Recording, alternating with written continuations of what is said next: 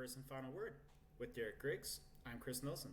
Today, we will be discussing Damian Lillard returning to the Portland Trailblazers on a 3-year, $42 million deal.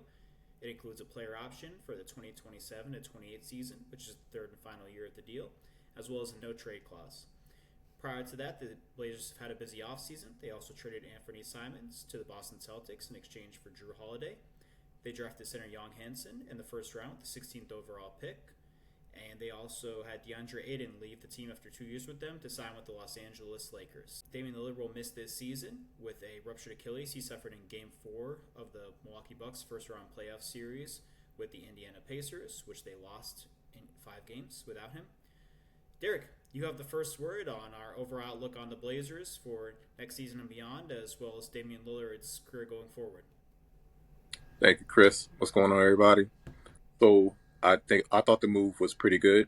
Portland, we all know Damian Lillard did not want to leave Portland, so I'm happy for him.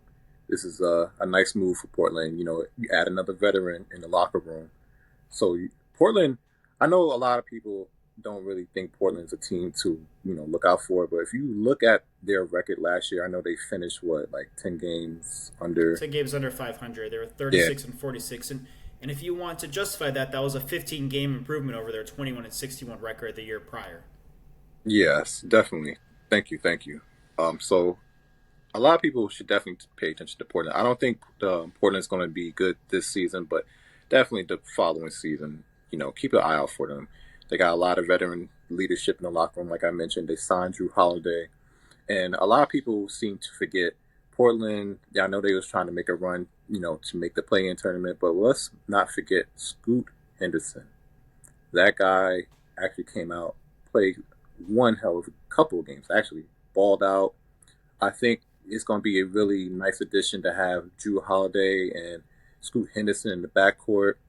One player adds defense, can shoot the ball as well. You have another playmaker in the backfield as well, can score, plays defense, has crazy assists. So I like the move. But going back to Damian Lillard, though, nice move. He can actually take his time with the rehab. And I know a lot of people looking at, Damian Lillard scratching head like, why is he going back? A lot of people seem to forget, Portland's always been his home. Not always been his home, but he's from Cali, close to his home. His kids still go to school, and, he still has family in Portland. So it was a smart move. Like I said, he can take his time with rehab. And then a lot of people are thinking, is he going to ever win a championship ring? And that is something that I'm not going to get too much into, but I think Damian Lillard is one of those players where he just want to play ball, I know a lot of people think he won't be the same. I think he'll come back strong. Damian Lillard, like I said, signing with the Portland Trailblazers. The Blazers love him. They know him. He can take his time. So I think Damian Lillard will bring not only veteran leadership to the team, but also a lot of knowledge and a lot of playmaking skills to the young players as well. So that's just my thought about, the whole Portland situation. Like I said, before I give the ball to Chris, I do want to say the Milwaukee Bucks, not really sure if it was a smart move. I think they should have kept Damian Lillard. I know, he's dealing with Achilles injuries, and I know you're trying to do everything for Giannis, but I felt like they should have kept Damian Lillard because now Milwaukee, they still don't have a point guard. So that's my only thing. Milwaukee, they're only missing a point guard, but that's another topic for another time. But, overall, I like the move by Portland. I'm happy for Damian Lillard. And Chris, I'll turn this over to you and let you get the last word and see what you thought about the whole thing. Yeah, before I give my final word on this, I have actually a couple questions for you to throw it back over to you briefly. My first question is, do you think the Portland Trailblazers will win more than 36 games this season and thus have a better record than what they had last season? Ooh, 36. Putting you on the spot. Over under. I'm going to say under this year, and to all the Portland Trailblazers fans out there, I'm sorry. They will be competitive, don't get me wrong. But you also got to think about, San Antonio Spurs. You have other teams who's coming back from injuries as well. Up-and-coming teams, you mean, outside of the expected contenders that we've seen, right? Yes. I have an agreement. So, do you think, though, if they win fewer than 36 games, will they fire Chauncey Billups, or are they going to bring him back? And how does that impact Damian Lillard? I think at this point, they want to keep Chauncey Billups. Okay. Because I think, regardless of how this season goes. Okay. Yeah. Yeah, Okay. because I think you gotta give him a chance. I don't think it's gonna be that terrible, but I mean, if things go that bad, yes, they will probably let him go. But because of the progress Portland has shown last season and what they have right now, I think they're going to keep Chauncey Billups. Chauncey Billups, he's a veteran himself. He's won so many championships in Detroit. He knows all about being a point guard, and who better to teach all that to Scoot Henderson? I mean, you have Drew Holiday, you have Damian Lillard, but you also have a legend who's a coach Hall of as well. Famer. Yeah, Yeah. Hall of Famer. Yep, thank you. Hey, fun player to watch when you and I were growing up. No Oh yeah. doubt about it. I do feel like, before I ask you my second question, that Chauncey Mhm. Billups should have been fired after his third season. I mean, 3 losing seasons. They never won more than 33 games in those 3 years, and they dropped by a dozen games from his second season to his third. I think they justified it by that they had traded Damian Lillard to Milwaukee for why they kept him. So maybe they gave him the same benefit of the doubt with Damian Lillard missing this season, essentially a redshirt year, and coming back the following season.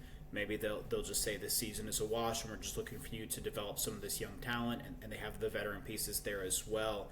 Um, so we'll see how that plays out. My second and final question for you as of this moment is, do you feel like Cole Anthony solidifies that point guard spot for the Milwaukee Bucks, or at the very least provides them some solid guard depth, and they still need to go out and get that starter? I think Cole Anthony signing with the Bucks, it provides a solid depth at the point guard position.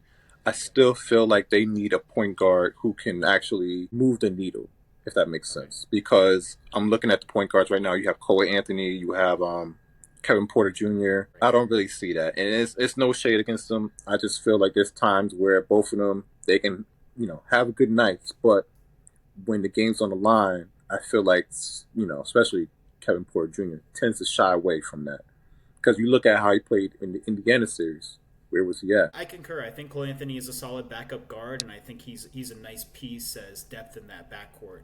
But I'm in agreement with you. I don't know that it's clear last year the Bucks didn't feel confident rolling Kevin Porter Jr. out as the starter. So unless they feel like his development has changed that, I think that he and Cole Anthony would both be good depth pieces in that backcourt, which of course is very valuable.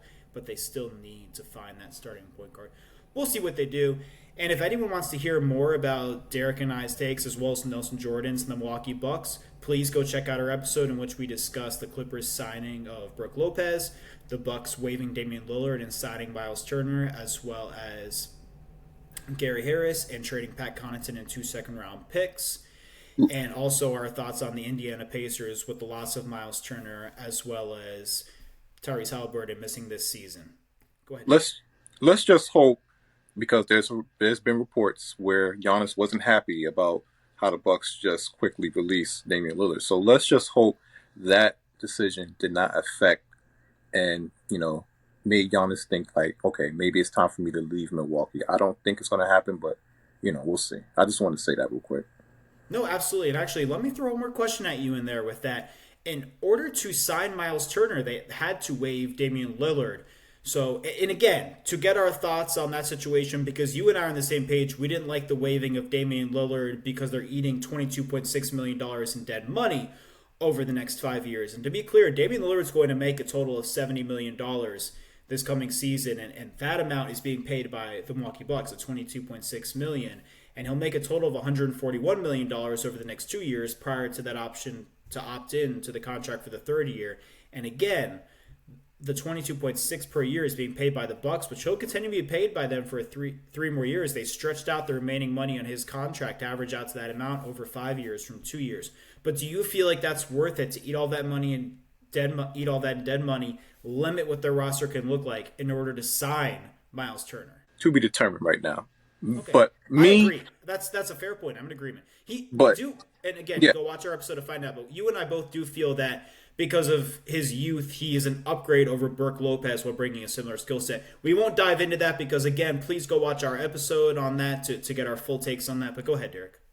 no, I was just gonna say to be determined, but I really feel like this is a make or break year for the Bucks right now because if they don't go far, then yes, I think Giannis is going to leave, and I'll just leave it at that. Fair. And we also mentioned up front about DeAndre Ayton signing with the Los Angeles Lakers. And if you would like any more coverage on that, you can go check out our segment on that, which included in that episode as the first segment was the Knicks hiring of Mike Brown as their new head coach. So feel free to go check that out to get Derek and I's takes on both of those, as well as Nelson Jordan's, who joined us on that episode.